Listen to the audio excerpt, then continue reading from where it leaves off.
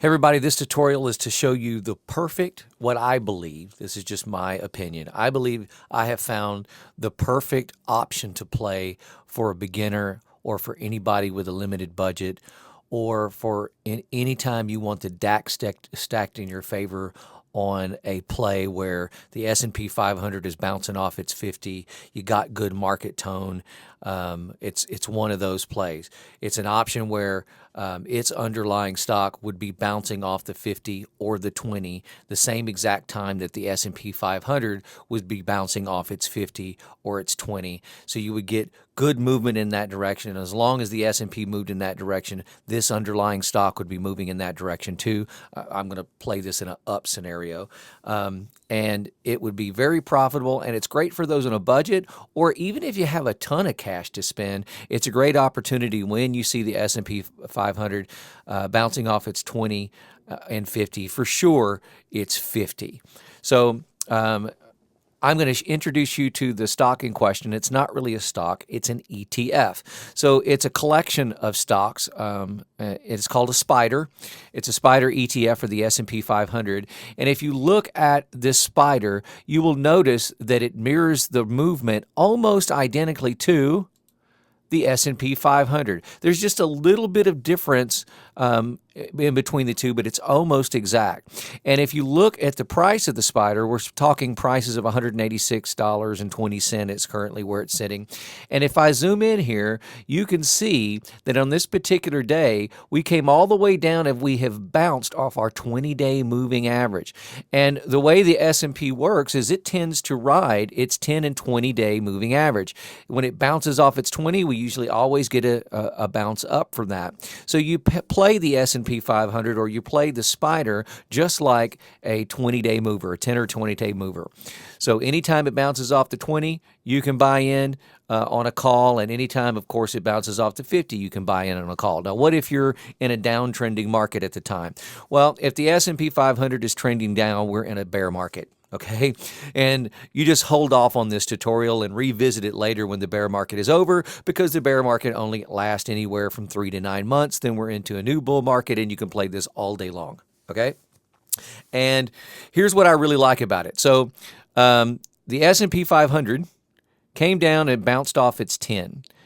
The SPDR came down and bounced off its 20. Okay, and when you see that, that's when you buy in. Now, why do I think this is a great opportunity, especially for those on a budget? Well, let's bounce over to E-option, and we're going to buy this. Here we are, we're in SPDR. You can see that we have a 91-day expiration life left on this particular option. So we bought it far enough out like we're supposed to. The current underlying value for the SPDR is $186.20. That's what it is right now as it's bouncing off its 20-day moving average. And so I'm going to bounce down here, and I'm going to look at the first one in the money with a close intrinsic value and open interest. And for this particular one, it's $184. Now, truthfully, I think the one at 183 has the better intrinsic value, but we're going to look at the one for 184 because it has two opportunities for me. Here's the first opportunity. You see over here in the symbol, it says SPY, S-P-Y. Okay, but then you see one right above it that says SPY 7. Well, if you remember the other tutorials where we talked about broken contracts or mini contract, a SPY 7 is not a group of 100 on the contract, it's a group of 10. Okay, which means it's considerably cheaper. Now, you see one above that that's also a J, that's a jumbo. It's not a group of 100 and it's not a group of a 10, it's a group of 1,000. All right, so let's look at the regular contract for 100 like we would normally look at. The bid price on this is $6.29. We're going to pretend that we can get it for the bid.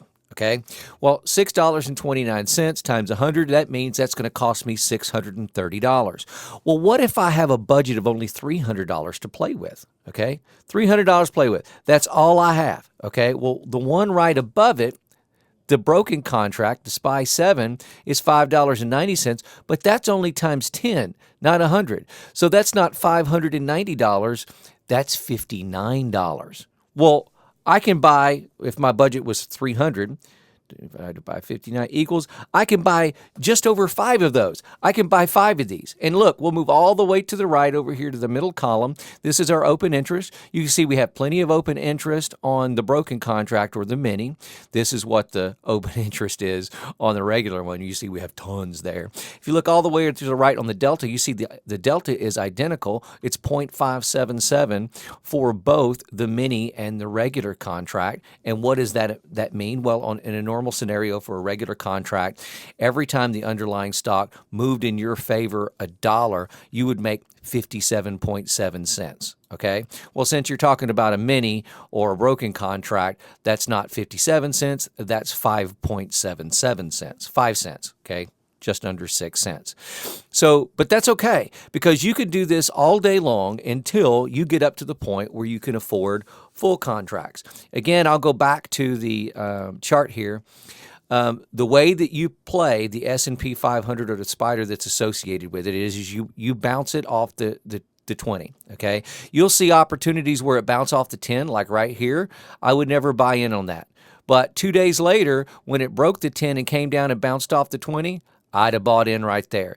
And on this particular 2-day option, 183.68, and went all the way to 188.02. So you're talking roughly $4 worth of movement there, and you buy as many of them as you can afford. Even if you have a ton of if you have a ton of money, if you were to see in an uptrending market with positive market tone, if you were to see the S&P 500 bounce off of its 50, like right back here, see how the S&P bounced off its 50? On this particular day, when I saw it bounce and come back up, I'd have bought in with everything that I have. Why? Market tone was great on that particular day. It was moving up. My red line in the sand, in case it started to go against me, would be my 50-day moving average, and I would buy in on every full contract I could, and whatever I had left over, I would have bought in on the broken contract, and I'd have rode that up at least for the duration of the day. What was the duration of the day? We're talking 181 to 177. That's that's what, $4 worth of movement just on this particular day. So once it bounced off of that, you'd have made $4 worth of movement times your delta on both the broken contract and the full contract. That's a good profitable day on just that day. You could have sold out on the end of that day if you wanted to. Truth is I would have rode that and hung on to that, even though it went backwards and I wasn't making so much money back here. I would have still hung on to it until it broke the 10. It didn't break the 10 till up here. So this is where I'm looking at it to break the 10. Okay. And so that's a really good, 4 or 5 day run there, on that particular option choice. So spider ETFs, there are spiders, of course, available not only for the S&P 500, they are available for the Dow Jones and the NASDAQ. My personal favorite is, of course, SPY for the S&P 500. What are the other ETFs out there available? If you just do a Google search for ETFs for Dow Jones or ETFs for the S&P 500, you'll find other options out there, and you can look at the various prices and see if there's options available for them. But the first one that I think you should look at, and my personal favorite, is this one right here, SPY. Check that out and see if it's something that maybe you can put into your tool chest.